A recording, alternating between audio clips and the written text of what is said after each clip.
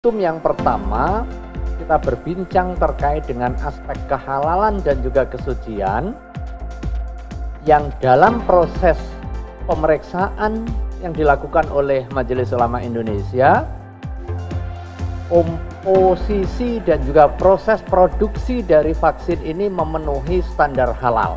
Dan karenanya Majelis Ulama Indonesia menetapkan bahwa produknya adalah halal dan suci.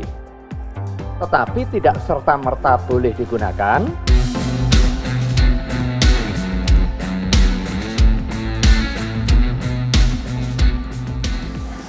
Assalamualaikum warahmatullahi wabarakatuh. Halo sahabat MOC, ketemu dan berjumpa lagi dengan channel yang kita kembangkan di Mas Oji Channel. Terima kasih teman-teman kebersamaannya. Hari ini kembali MOC hadir membersamai teman-teman semuanya untuk menyajikan informasi-informasi terkini. Kemarin kita udah menyajikan informasi terkait dengan Badan POM yang merilis izin penggunaan vaksin baru, vaksin yang ke-10 ya teman-teman, namanya JVVac, asalnya dari Cina. Nah, bagaimana tentang kehalalannya? Nah, hari ini saya ingin berbagi tentang fatwa dari MUI, Majelis Ulama Indonesia, yang memfatwakan tentang adanya vaksin JVVac ini. Kira-kira halal atau haram ya? Kalaupun boleh digunakan halal, tetapi katanya tidak serta-merta bisa langsung digunakan. Nah, bagaimana selengkapnya fatwa dari MUI? Kita simak, ini cuplikan dari konferensi pers pengumuman tentang fatwa MUI tentang beredarnya vaksin JVVac yang terbaru dari Cina. Kita simak informasinya yang berikut ini. Fatwa Majelis Ulama Indonesia nomor 53 tahun 2021 tentang produk vaksin COVID-19 dari Anhui Zhifei Longshan Biopharmaceutical Co. Ltd. China. Fatwa ini dibahas dan juga ditetapkan pada tanggal 28 September 2021 Masehi bertepatan dengan 21 Safar 1443 Hijriah. Jadi fatwa ini adalah jawaban hukum Islam, maka pendekatannya adalah pendekatan hukum Islam di dalam menetapkan fatwanya. Jadi ada beberapa diktum dari fatwa ini. Yang pertama terkait dengan ketentuan umum. Jadi lingkup fatwa ini khusus terhadap produk vaksin COVID yang diproduksi oleh Anhui Zhifei Longshan Biopharmaceutical, yang nama dagangnya ya JVVac ya, JVVac TM, rekombinan novel coronavirus vaksin. Jadi nama brandnya adalah JVVac TM, ZIVIVAX. Nah, kemudian dari hasil penelitian dan juga pengkajian secara syar'inya atas dasar auditing yang dilakukan oleh teman-teman auditor.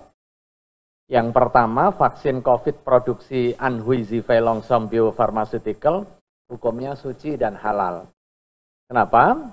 Karena di dalam proses produksinya memenuhi standar halal dan juga tidak ditemukan penggunaan material yang haram dan atau najis. Biasanya ada titik-titik kritis di dalam proses produksi vaksin, dan di dalam telaahan yang dilakukan oleh tim auditor tidak ditemukan pemanfaatan barang haram dan atau najis di dalam ingredient dan juga di dalam proses produksinya. Nah, kemudian yang kedua, vaksin COVID-19 produksi Anhui ini, sebagaimana dimaksud angka 1, itu boleh digunakan dengan syarat terjamin keamanannya menurut ahli atau lembaga yang kredibel dan kompeten. Nah, poin yang kedua ini menjadi penting karena kebolehan penggunaan vaksin ini terikat oleh aspek ketoyiban, aspek keamanan dan juga efekasi. Di samping safety juga efekasinya. Maka di diktum yang pertama, kita berbincang terkait dengan aspek kehalalan dan juga kesucian yang dalam proses pemeriksaan yang dilakukan oleh Majelis Ulama Indonesia, komposisi dan juga proses produksi dari vaksin ini memenuhi standar halal. Dan karenanya Majelis Ulama Indonesia menetapkan bahwa produknya adalah halal dan suci. Tetapi tidak serta-merta boleh digunakan, maka kemudian kebolehannya sangat terkait dengan jaminan keamanan menurut ahli atau lembaga yang kredibel dan kompeten.